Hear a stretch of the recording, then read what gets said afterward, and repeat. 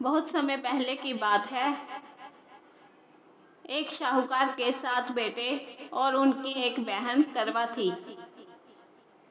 सभी सातों भाई अपनी बहन से बहुत प्यार करते थे, यहाँ तक कि वे पहले उसे खाना खिलाते और बाद में स्वयं खाते थे। एक बार उनकी बहन ससुराल से मायके आई हुई थी।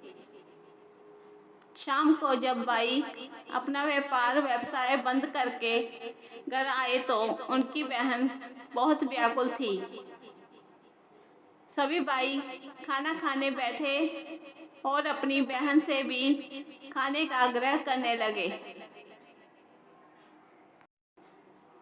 लेकिन बहन ने बताया कि आज उसका करवा चौथ का निर्जल व्रत है और वह खाना सिर्फ चंद्रमा को देखकर, उसे अर्घ देकर ही खा सकती है, क्योंकि चंद्रमा अभी तक नहीं निकला है। इसलिए वह भूख प्यास से व्याकुल हो उठी है।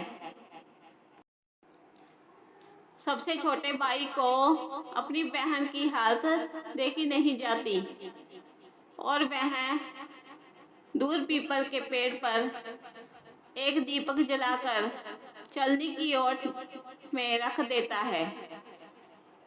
दूर से देखने पर ऐसा प्रतीत होता है कि जैसे चतुर्थी का चांद उदित हो रहा हो।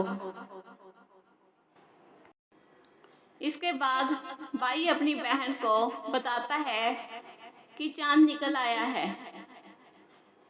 तुम उसे अर्घ देने के बाद भोजन कर सकती हो।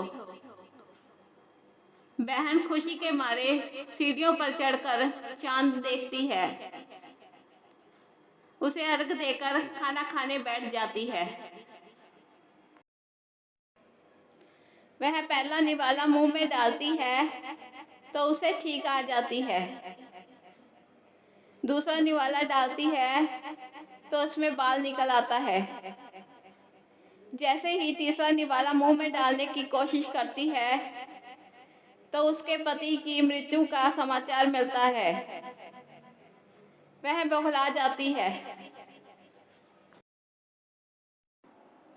उसकी भाभी उसे सच्चाई से अवगत कराती है कि उसके साथ ऐसा क्यों हुआ। करवा चौथ का व्रत गलत तरीके से टूटने के कारण करवा माता उससे नाराज हो गए हैं और उन्होंने ऐसा किया है। सच्चाई जानने के बाद करवा निश्चय करती है कि वह अपने पति का अंतिम संस्कार नहीं होने देगी और अस्तित्व से उन्हें पुनर्जीवन दिलाकर रहेगी। वह पूरे 1 साल तक अपने पति के शव के पास बैठी रहती है, उसकी देखभाल करती है। उसके ऊपर उगने वाली सुई नुमा घास को वह एकत्रित करती जाती है। 1 साल बाद फिर करवा चौथ का दिन आता है। उसकी सभी भाभियाँ करवा चौथ का व्रत रखती हैं।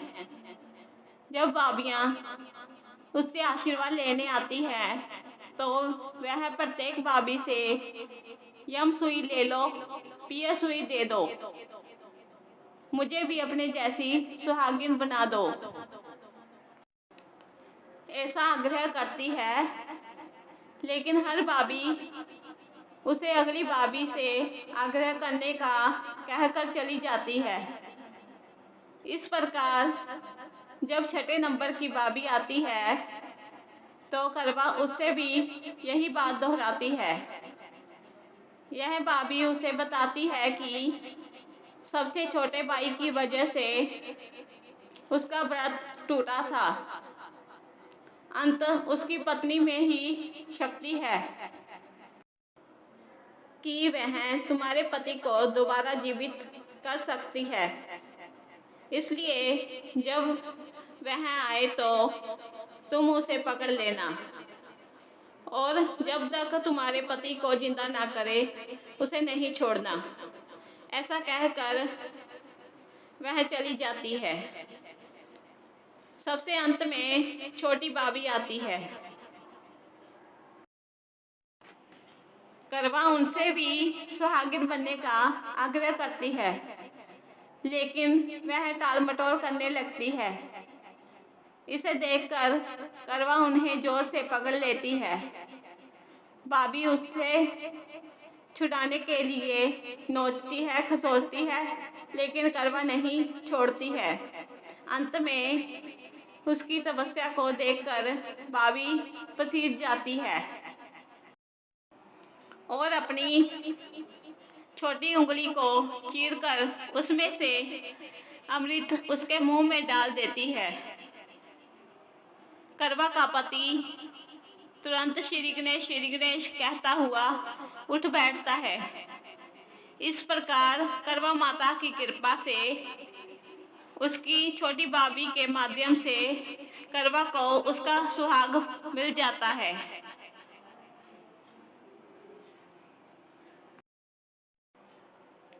हे करवा माता, जिस प्रकार करवा को चिर सुहागिन का वरदान आपसे मिला है, वैसे ही सब सुहागनों को मिले। बोलो करवा माता की जय।